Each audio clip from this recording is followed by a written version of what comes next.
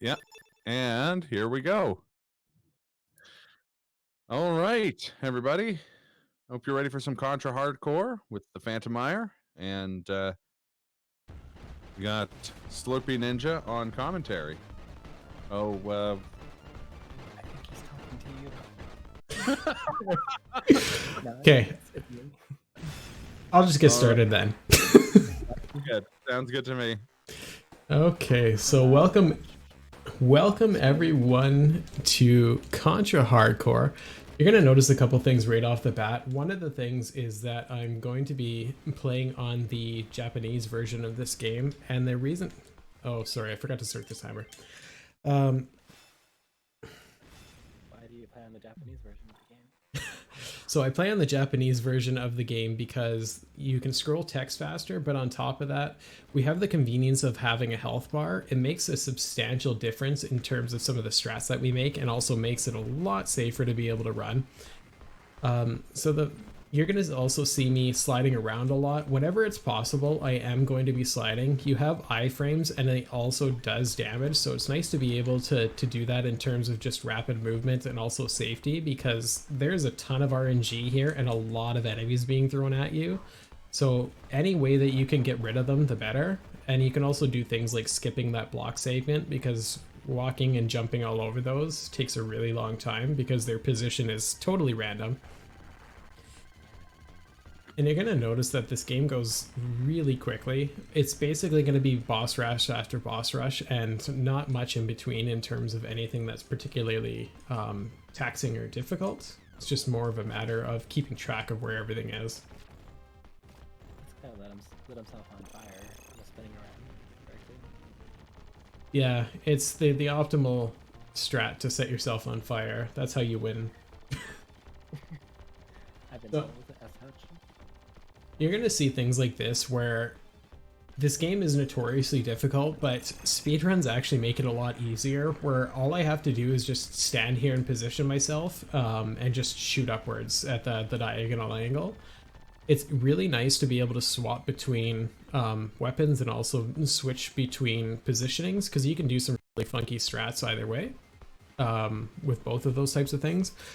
One thing that you're going to see is I'm going to be mostly using this C weapon. Each of the 4 characters has their own weapon that's like generally kind of broken in contrast to the other weapons in the game.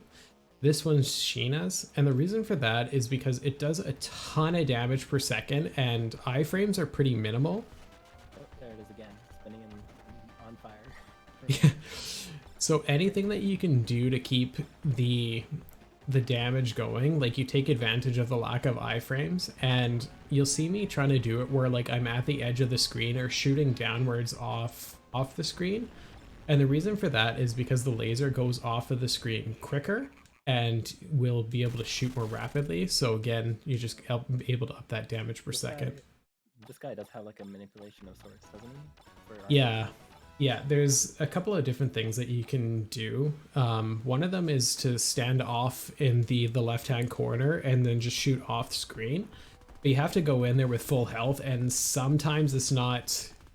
Depending on the way that your iframes and deboost work, like you can actually die, so it's a really fast strat and much faster than what I just did, but it's also not marathon safe because I won't get another C weapon for a while, so I don't want to be losing that. I really like those pyramids in the background. Yeah, very much. If you told me that this is like Blade Runner inspired, like 100%. I was thinking the exact same thing. Like those are dead ringer for the like landscape from the beginning of Blade Runner. Yeah, definitely. Like the tones and everything like that too, just totally amplify that. This is one of the only times you'll actually see me use the homing weapon. It's a really, really weak weapon, but it's really difficult to hit that boss any other way, because it's just swinging around everywhere, so you want to just try and get rid of it as quickly as possible, and on average, it's quicker to just use the homing weapon. He was just swinging his chain. That was a kind of Oh, that was actually... I was laughing at it, but I was muted. I'm laughing at it, but unmuted. No laughing, no fun, only serious. Only cloud glass and crab juice. So this is actually one of the, I didn't mention it before because we got hooked up on crab juice here. Two things that are going to happen is this is where the route actually diverged. If you chose the first option in the other stage, you would actually be going to a completely different stage. They will converge after this, but it changes the way that the endings works. This game actually has 5 different endings, and those route changes make that difference. So up next is, you may remember this boss from Contra 3, because canonically this is, I think, is 5 years after Contra 3. So he was an absolute monster and a killer of hopes and dreams in Contra 3. This, I just sit in this spot and do nothing else. This is all I do. So how many years before Contra Hardcore Uprising is this? You know? I don't remember. There's a substantial time gap between the two of them. That's all I know. I just had to mention Hardcore Uprising. Sayuri. Did I get it? Sayuri, the Destroyer. Yep. Oh, and also an intentional fun fact is I'm on PB pace apparently. Let's stick to that. Also, Sheena's quite the Destroyer. So. Yeah. In terms of, like, if anybody wants to learn this game, the best character to start off with is actually Brownie, because his C weapon, it's like this weird yo-yo attack that you can lock on to a boss before it loads its hitbox. And when you do that, the weapon just stays locked on the hitbox and never leaves it. And with the lack of iframes, it just does massive amount of damage really, really quickly. So you are able to take out some bosses before they've even, like, done anything. So it's like attacks the weak point even to cause massive damage before yeah, it even has a weak point. Wow. yeah, exactly. And so it's so broken. Nice. And it's just hilarious to use too. Plus you have double jumping and you're smaller, so not as easy to hit. See, that guy spun before. He was on fire, so he wasn't really optimal. Thanks for the good lucks, everyone in chat. Yeah, thanks, Megamar. On behalf of ThePhantomire. So this boss can do a lot of annoying things. It's one of my favorite bosses in terms of the look of it, because you're just fighting zodiac signs, but it can just be awful in terms of what patterns it gives you. Ideally, you want that pattern for the bull where you're just able to shoot straight up. This, I'm hoping I can just stay in one spot and shoot the arrows as well as the boss at the same time. And thankfully he cooperated. And this is the unending nightmare here. Hey, HJ, you're awake for Phanto. Nice. Oh, nice. We got HJA in the building. HJA actually is the reason that we're running the bonus category. He donated quite a bit, and his runner choice incentives went towards the secret ending here, so it's good that he's here. It's awesome. So when this boss is in those square forms, I'm not actually doing any damage to it. I'm just getting extra points, and the reason I'm doing that is because I might have to take some intentional deaths and deboosts later. They are totally planned, so I want extra lives as the total just in case. This is a marathon, and you never know what's going to go wrong. And who doesn't want points? Yeah. So, So this is the second time you'll see me switching to the homing weapon. The laser is technically faster, but as you can see from it bouncing around, it is really difficult to be able to hit it with the laser all the time. So you want to avoid that as best as you can. this should be the other time that you use the homing. You can actually, it's interesting because with this next part, you can use any weapon that you want and just walk forward. So this is another one of those spots where casually it's a nightmare, but once you realize that you can just walk forward and do nothing, it becomes a million times easier. It's like that section in Mega Man 9 Concrete Man stage where you could do something or you could just walk forward. Yeah, exactly. There's a lengthy sequence in Metal Gear Solid 3 like that as well. Nice. Oh, the ladder. Oh, I meant the motorcycle chase, but the ladder too. Oh. Oh yeah, the motorcycle chase definitely does it, or the end of Metal Gear Solid 4 as well. I love the ladder. The ladder's the best. The ladder is good. The ladder is great. We surrender will as of this date. So this is doing the patterns I exactly don't want it to do, and I'm not happy about it. I am happy about the Croco Poggies in chat though.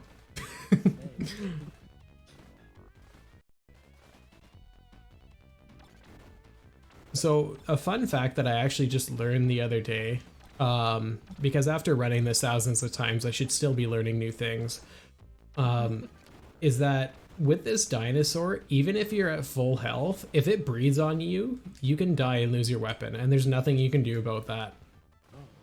And I don't know why it does it, but it does it sometimes. Let's hope it doesn't do it today. So this boss is often the run ender, because it can do anything it wants, when it wants, and you just can't do damage to it, and it's doing all of the worst things all at once, thankfully. I'm always pleased by that. Ideally, two things you want it to do is to either duck down in the corner and just throw its arms at you, or go in the middle and shoot balls straight up. And just because we wanted to see more of this annoying boss, it decided to not do anything nice to me. And there's nothing we can really do to manipulate the RNG either, because it's done on a frame-by-frame basis, so there's no way you can predict what frame you're going to be on. There's only one level in the game that we're aware of that will happen, and it's one of the 4 endings, like the 4 main endings, where you're just able to only walk forward and shoot the same amount of enemies every time, so you're guaranteed to get the RNG, whereas this, like, it's impossible. Yeah, it looks impossible. Man, he blew up into fire, but he didn't spin. That's what he did wrong. Yeah. That's a rookie mistake right there. Right. Should have learned from his predecessors. It's actually funny though. You talk about you mentioned like learning new things this deep into learning a game, but the Metal Gear Solid 1 world record holder Jaguar King just saw a cutscene in that game he didn't know existed like last week. It's incredible. So this is there always seems to be an auto scroller in a game, and this is the auto scroller level, and unfortunately this is on the converging path, so you always have to see this, and it takes a while. So you get to pontificate about life and why you're running hardcore, and sometimes when I'm bored I shoot this thing and make it go all over the place. It has a higher potential to kill me, so I don't know why I do it other than boredom. But that's auto-scroller life.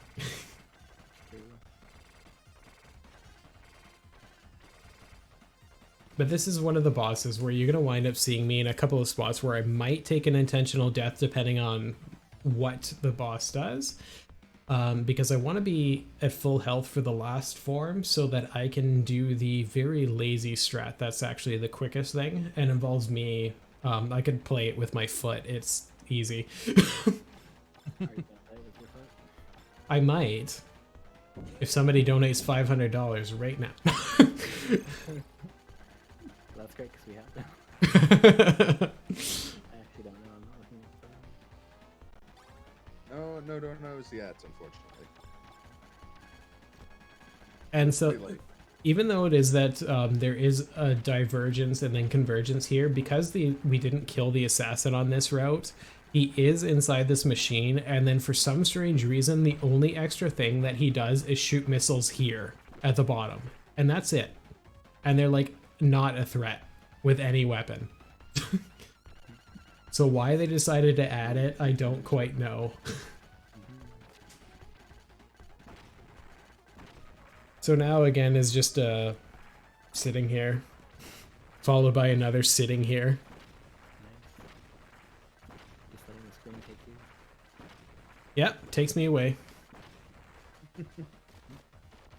So now I just sit here and use the one button. That's it, don't move. It's going to wind up hitting me once, do a spin around, hit me again, and then once it's pointing up at the top of the screen, then it is dead. Nice.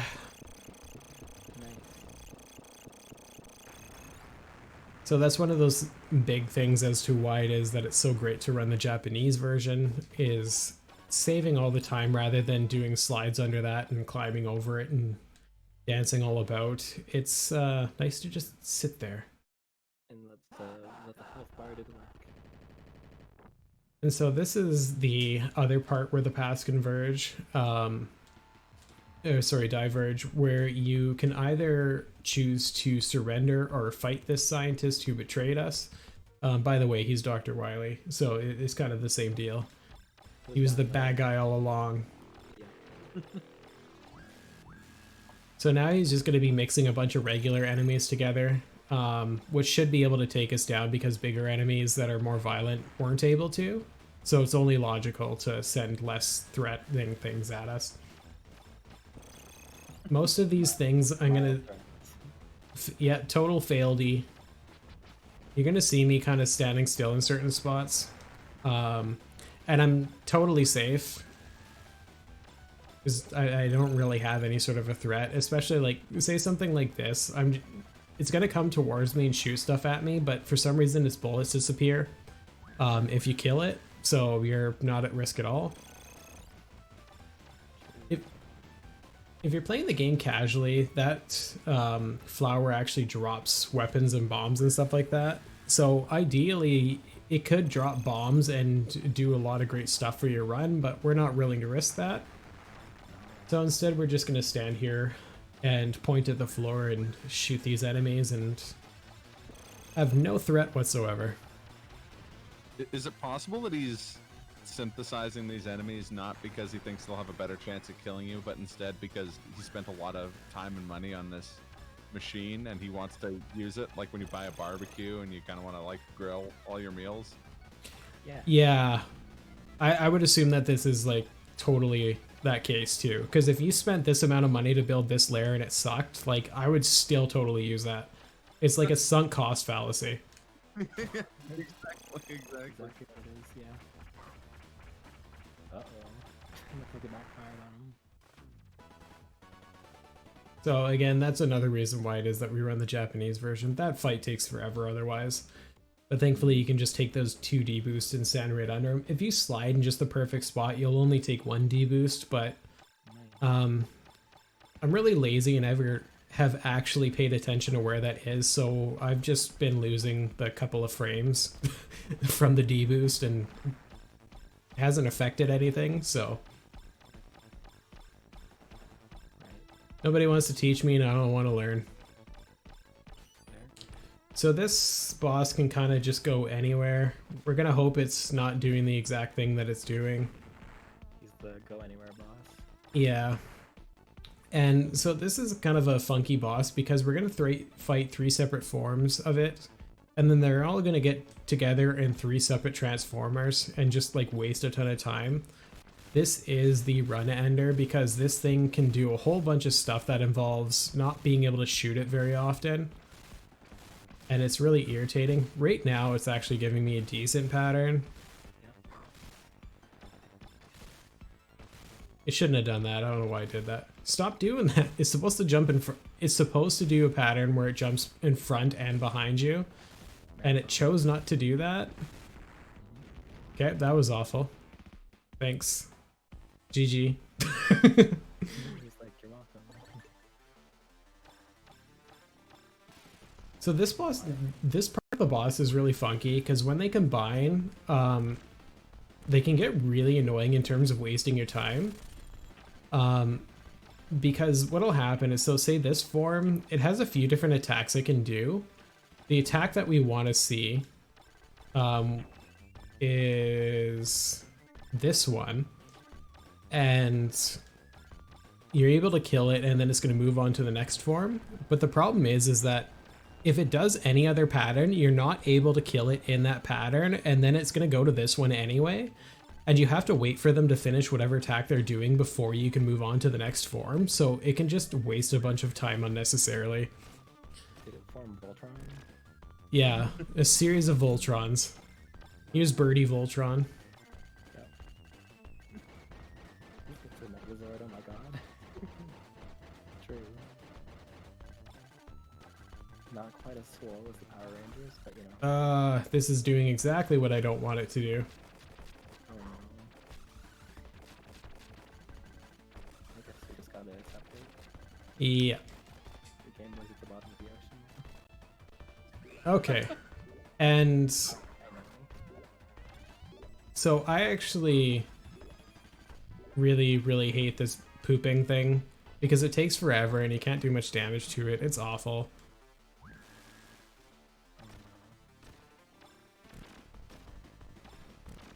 But we will persevere despite the bird pooping. It was the best of it was the best of runs. It was the blurst of runs. You stupid bird thing.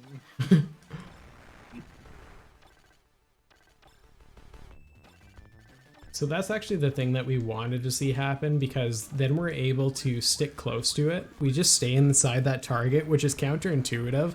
You stay inside the target to not get hit. And the closer it is to the boss, the more damage you can do to it. So that's actually the perfect pattern there, which is nice to compensate whatever hellish nightmare the first one gave me. That was a lot of spinning and a lot of fire. Yeah. Which means you did it. GG. All the fire, all the spinning. So now we're on to the probably the dumbest boss in any game ever. So after they've sent all of these robots at us, they've decided that they want to send Cirque du Soleil at us and think that that's going to take us down. Because a bunch of soldiers stacked on top of one another is far fiercer than a robot and can certainly take a laser to the face. That's true. And it's just like, it's not a threat, it's just there. Every time I play it, and the more I comment on it, the more I hate it. Now this boss has one of two options. Take a laser to the face, or create a giant circle and dodge the laser.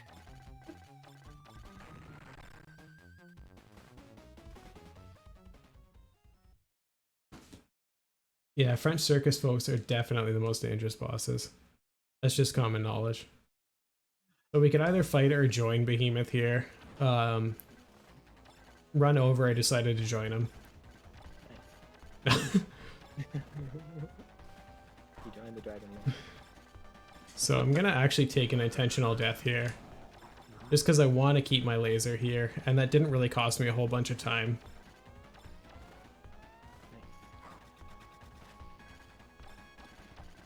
It's a very, very big claw. But it should be dead anytime. There we go. He's a really annoying boss. Just because of all the bouncing and everything like that. You can do a backup where you can just use the 3 bombs on him and it takes him down pretty quickly, but then you're going to spend a lot longer on the last boss. And I like to be really lazy on the last boss and kind of victory lap it, so... Nice. Plus it's a time save. And I guess we're speedrunning, so we'll do that. I guess. So this is the last time we see our assassin friend here. Good. And that's it. He's gone. Gonna take another intentional death here, just so I can go in full health, just in case. And that's why I collected all those pretty points. Oh, nice. I knew there was a reason for that. And now we'll climb the giant metal space tube and go on to the final boss here. Nice. Girl isn't a giant metal space tube. It's always the most threatening of scenarios for bosses. Metal space tubes. It's that dream where they call it the giant metal space tube. Whoa, I almost slid off. I know the one. So we're gonna see him do 2 cycles here, and then after that I'm gonna switch to my first use of the bomb. That form's done. You were supposed to be done. Just quit making a fool out of me. This boss, this form is really scary, unless you have the homing weapon, in which case you just stand and point up. The third use of the homing weapon. It's now become a completely non-threatening boss. So I think it was before. But who's counting? So now it's going to shoot some slugs at me. I'm going to bomb it twice. And then hopefully second bomb, it will be dead. Hopefully second bomb. Okay. Okay, and the time is up. And my splitter isn't working. So cool. This is the run that will never end. It goes on and on, my friend. Okay, and I guess since the incentive was met for the bonus ending. 420. Yeah. 420 because Yeah, let's go with the 420. I'm pretty sure that was it. Just for the memes at any rate. Yep. I PB'd earlier. I can't be too greedy and PB twice in one night. Okay. Thanks for the GGs, everyone. And now, there's no sense in seeing the credits, even though it's lovely to see Bike Man's credit in there. Yeah, there's also Nice Guy that gets credited. We're actually going to go straight into the secret ending of the game. So this is one that I accidentally found when I first played this game I think it was in December last year. It was the very first time I played the game. And I was playing co-op with my friend and he just accidentally grabbed onto a wall and started climbing. And then we did this screen transition and I thought he broke the game and I got irritated with him. And then this ending happened and it is truly a thing of glory. Definitely worth the donations for a worthy cause. I hope you all enjoy. If even just for the memes. I'm excited to see this. A lovely Castlevania ending. And the other thing too is we're actually going to see, for part of this run, we're going to see the opposite route that I didn't take in the first run. So it's nice to be able to kind of show off something a little bit different. Even though this part's the same. The same fire, the same spinning. All the spinning, all the flames, all the explosions. Yeah. Very exciting. So now while we wait, we can chat about the birds and the bees and pontificate about life. Surely life is a mystery. A spinning fire. And twirling. Always twirling towards freedom. Miniature American flags for all. Don't blame me, I voted for Kodos. All hail President Krang. Either way, your planet is doomed. Doomed! Oh no, they have a board with a nail in it. Soon they'll come with bigger boards and bigger nails.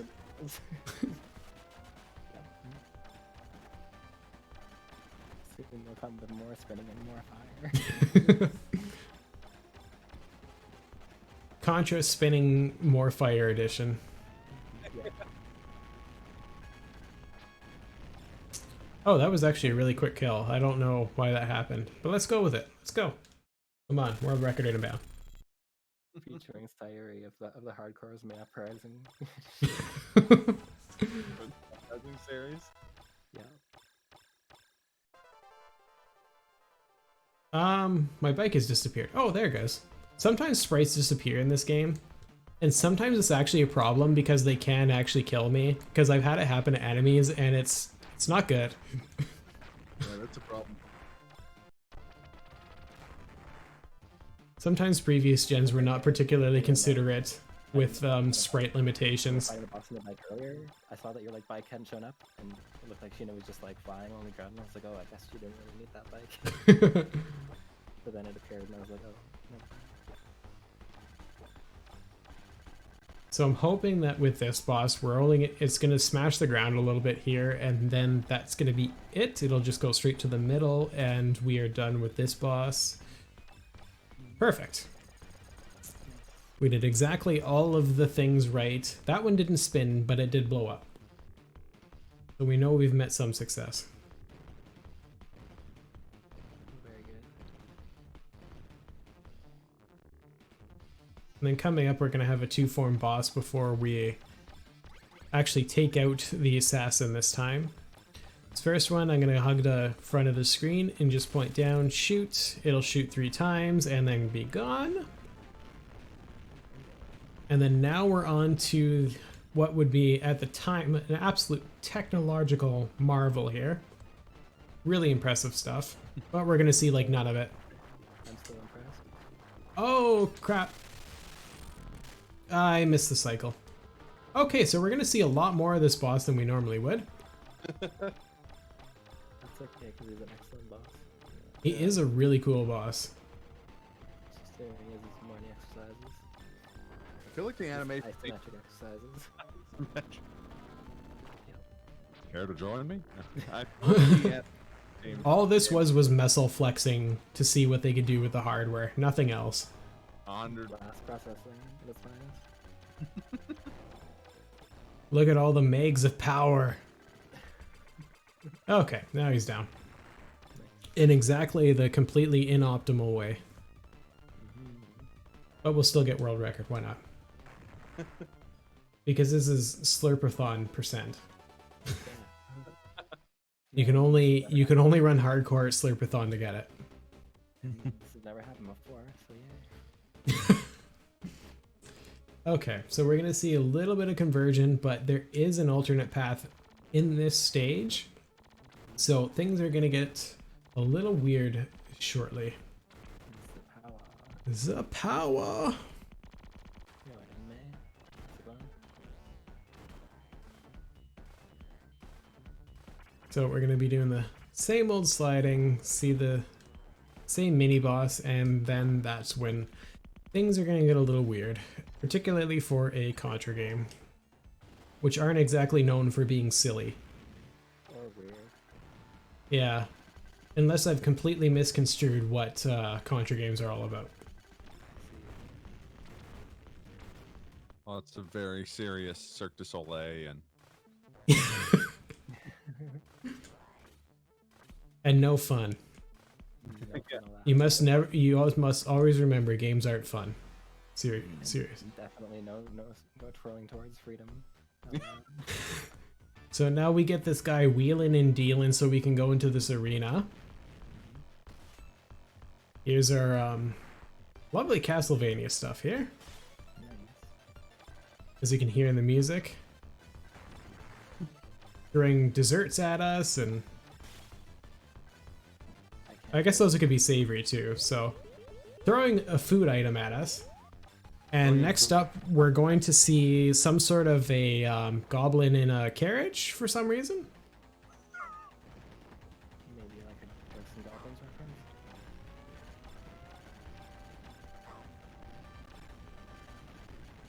Was that Pepperidge Goldfish? It might be. I think it was taiyaki actually. Okay, and then we're gonna see none of this boss. Hey, you're supposed to blow up with that bomb. There we go. He did. And there's that boss, along with the credits. Whoa. I've traveled in time. This is the Castlevania ending. Nice. And now I'm going to be sitting upon the throne listening to Castlevania music as I've presumably married a monkey. And if you actually do this in co-op, you come in here with your teammate and you're both sitting on the thrones. So that was the secret Castlevania ending and a timer I can't shut off. Oh, there! Shut off. Woohoo! You've rejected modernity and become a monkey. True. So that was Contra Hardcore. Thank you so much for allowing me to run that, and also thank you so much for the donations towards that incentive. I'm so happy to show off whatever this is. Whatever help man decided to work on, along with Nice Guy. Yeah. Along with Cake. There's Nice Guy. I think there's Bike Man. Yeah, there's Bike Man. There's Help Man.